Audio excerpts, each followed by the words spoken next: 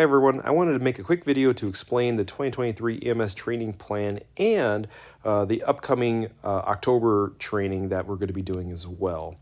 So recently, Plainfield Fire started an EMS training committee, and this EMS training committee is comprised of the EMS section chief, which is Chief Sabota, a core group of instructor coordinators, which is Firefighter Frestashi, Tom Caterberg from Alpine Township Fire Department. He's also an IC that we've had in. You've met him probably a few times now, and then myself as well.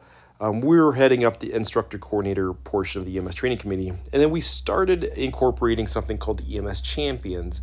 And the EMS champions, what their jobs are going to be to help facilitate daily training. So, what is 2023 going to look like in terms of EMS training? Well, we kind of wanted to mirror what the fire side was doing. We have seen the benefit of daily trainings, daily fire trainings on actual fire incidents. And so what we figured was that we could maybe start doing that on the EMS side as well.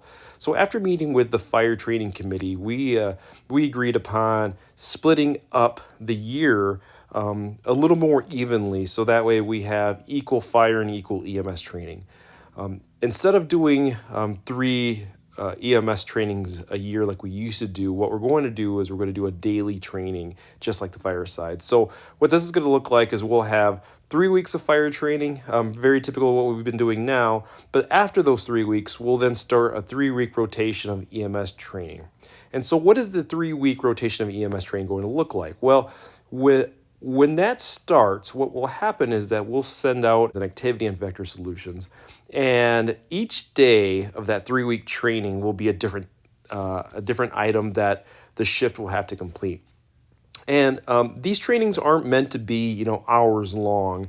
What they could be is a skill sheet, or you watch a video, you discuss a video with your team, and you take a quiz. And that would maybe be the end of that daily training. And the next day would have another type of training.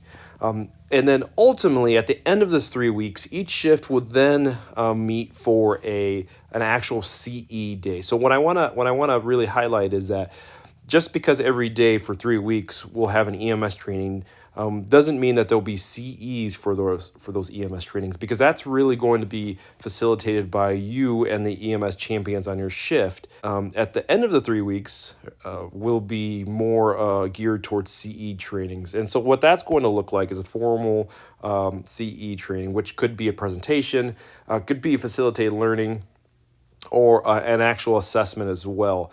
And so what we hope to do is that at the end of the 3 weeks, based off of all the things you've learned throughout those 3 weeks, we would maybe be able to bring that all together and really start implementing it for that formal CE training. Now, the formal CE training may be an hour long, and equal up to 1 credit, or it could be a couple hours long and equal up to multiple credits as well.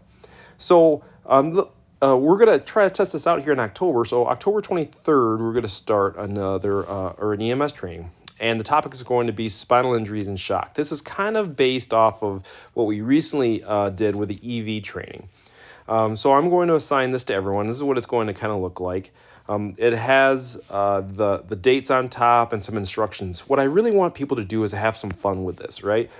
So on day 1 here, you can see you watch the bleeding control video, and then you would take a quiz.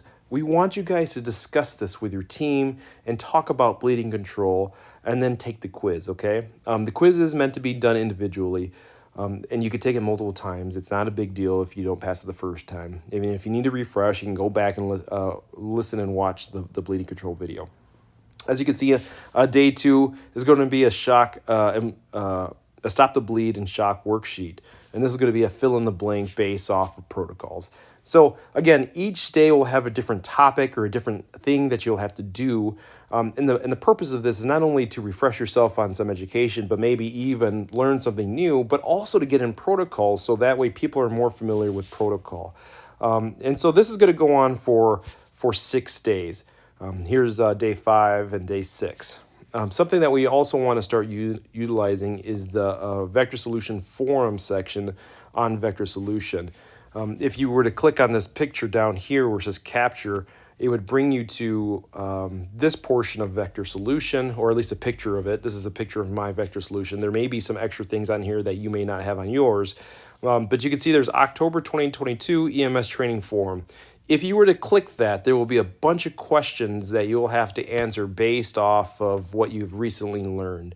Again, have fun with this. We want you to discuss this with your teams. And going back to the EMS champion, so each shift has one EMS champion. That's the current EO. So that's going to be Geiger, Grady, and Dykstra. And their jobs are simply going to be at the beginning of your morning meeting just to remind the crews, hey guys, don't forget to do day one of your EMS training today. And then also, if you have any other suggestions or concerns with this type of training, let them know and they can get that information over to the IC team. I hope you enjoy this. I think this is going to be a good thing. We're really looking forward to 2023. We're already developing some of the material for 2023 EMS training. So please let us know how this October training goes and how we can either improve or some things that we can add on to it. So that way, going into 2023, we're going to be better prepared.